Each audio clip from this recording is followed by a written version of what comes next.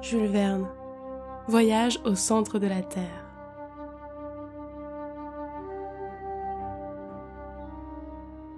Chapitre 10. Le dîner était prêt. Il fut dévoré avec avidité par le professeur Lidenbrock, dont la diète forcée du bord avait changé l'estomac en un gouffre profond. Ce repas, plus danois qu'islandais, n'eut rien de remarquable en lui-même. Mais notre hôte, plus islandais que danois, me rappela les héros de l'antique hospitalité. Il m'eût paru évident que nous étions chez lui plus que lui-même.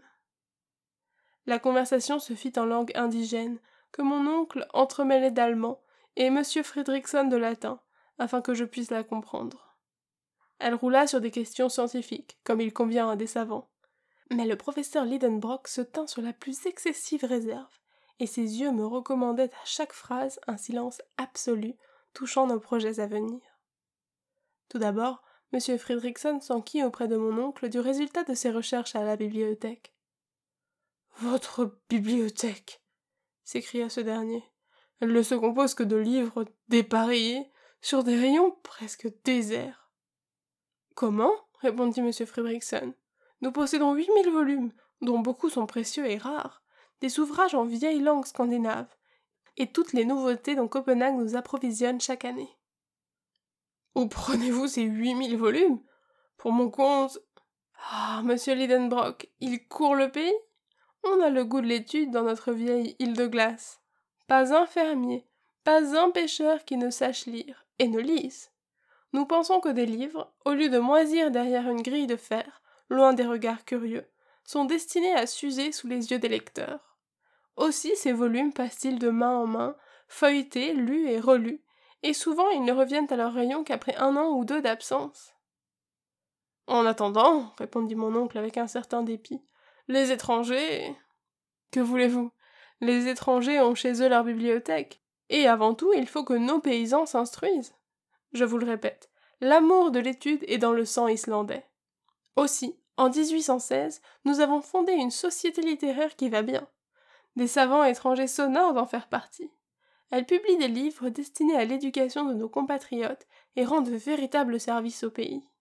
Si vous voulez être un de nos membres correspondants, monsieur Lidenbrock, vous nous ferez le plus grand plaisir. Mon oncle, qui appartenait déjà à une centaine de sociétés scientifiques, accepta avec une bonne grâce dont fut touché M. Fridriksson. « Maintenant, reprit celui-ci, veuillez m'indiquer les livres que vous espériez trouver à notre bibliothèque, et je pourrais peut-être vous renseigner à leur égard. » Je regardai mon oncle.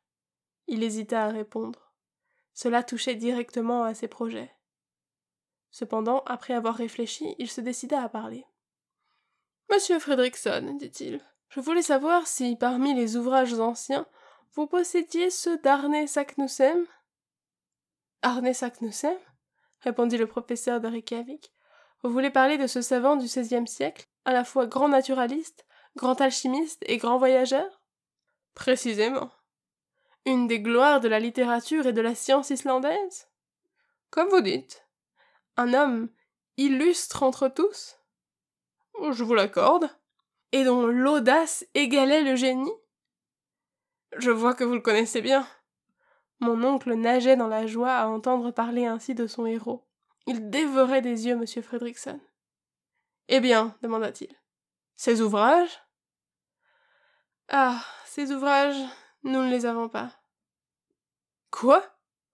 En Islande ? » ?»« Ils n'existent ni en Islande ni ailleurs. »« Et pourquoi ? » ?»« Parce que Arne Saknussemm fut persécuté pour cause d'hérésie, et qu'en 1573 ses ouvrages furent brûlés à Copenhague par la main du bourreau. « Très bien. Parfait !» s'écria mon oncle, au grand scandale du professeur de sciences naturelles. « Hein ?» fit ce dernier. « Oui, tout s'explique, tout s'enchaîne, tout est clair, et je comprends pourquoi Saknussemm, mis à l'index et forcé de cacher les découvertes de son génie, a dû enfouir dans un incompréhensible cryptogramme le secret. »« Quel secret ?» demanda vivement M. Fridriksson.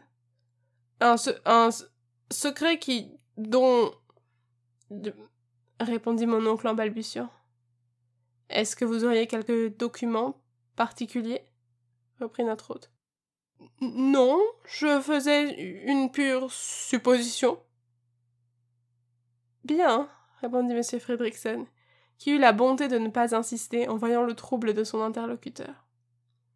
J'espère, ajouta-t-il, que vous ne quitterez pas notre île sans avoir puisé à ses richesses minéralogiques. Certes, répondit mon oncle, mais j'arrive un peu tard. Des savants ont déjà passé par ici. Oui, monsieur Lidenbrock. Les travaux de messieurs Olafsen et Povelsen, exécutés par ordre du roi, les études de Troil, la mission scientifique de messieurs Gaimard et Robert, à bord de la corvette française La Recherche, et dernièrement les observations des savants embarqués sur la frégate La Reine Hortense, ont puissamment contribué à la reconnaissance de l'Islande. Mais, croyez-moi, il y a encore à faire. Vous pensez demanda mon oncle d'un air bonhomme, en essayant de modérer l'éclair de ses yeux. Oui, que de montagnes et de glaciers, de volcans à étudier, qui sont peu connus. Et tenez, sans aller plus loin, voyez ce mont qui s'élève à l'horizon. C'est le Sneffels. Ah, fit mon oncle, le Sneffels. Oui, l'un des volcans les plus curieux, et dont on visite rarement le cratère. Éteint? Oh, éteint depuis 500 ans. Eh bien, répondit mon oncle, qui se croisait frénétiquement les jambes pour ne pas sauter en l'air. J'ai envie de commencer mes études géologiques par ce Sneffels. Fessel? Comment dites-vous? Sneffels, répondit l'excellent monsieur Fridriksson. Cette partie de la conversation avait eu lieu en latin, j'avais tout compris, et je gardais à peine mon sérieux à voir mon oncle contenir sa satisfaction, qui débordait de toutes parts. Il prenait un petit air innocent, qui ressemblait à la grimace d'un vieux diable. « Oui, fit-il, vos paroles me décident. Nous essayerons de gravir ce Sneffels, peut-être même d'étudier son cratère. » Je regrette bien, répondit M. Fridriksson, que mes occupations ne me permettent pas de m'absenter. Je vous aurais accompagné avec plaisir et profit. Oh non, répondit vivement mon oncle. Nous ne voulons déranger personne, monsieur Fridriksson. Je vous remercie de tout mon cœur. La présence d'un savant tel que vous eût été très utile, mais les devoirs de votre profession... J'aime à penser que notre hôte, dans l'innocence de son âme islandaise, ne comprit pas les grosses malices de mon oncle. « Je vous approuve fort, monsieur Lidenbrock, dit-il, de commencer par ce volcan. Vous ferez là une ample moisson d'observations curieuses. Mais dites-moi, comment comptez-vous gagner la presqu'île de Sneffels? Par la mer, en traversant la baie? C'est la route la plus rapide. Sans doute, mais elle est impossible à prendre. Pourquoi? Parce que nous n'avons pas un seul canot à Reykjavik. Diable!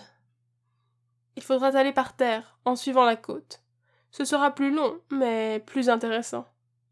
Bon, je verrai à me procurer un guide. J'en ai précisément un à vous offrir. Un homme sûr? Intelligent? Oui, un habitant de la presqu'île. C'est un chasseur d'Eder, fort habile, et dont vous serez content. Il parle parfaitement le danois. Et quand pourrais-je le voir? Demain, si ça vous plaît. Pourquoi pas aujourd'hui? C'est qu'il n'arrive que demain. À demain donc, répondit mon oncle avec un soupir. Cette importante conversation se termina quelques instants plus tard par de chaleureux remerciements du professeur allemand au professeur islandais. Pendant ce dîner, mon oncle venait d'apprendre des choses importantes, entre autres l'histoire de Saknussemm, la raison de son document mystérieux, comme quoi son hôte ne l'accompagnerait pas dans son expédition, et que dès le lendemain, un guide serait à ses ordres.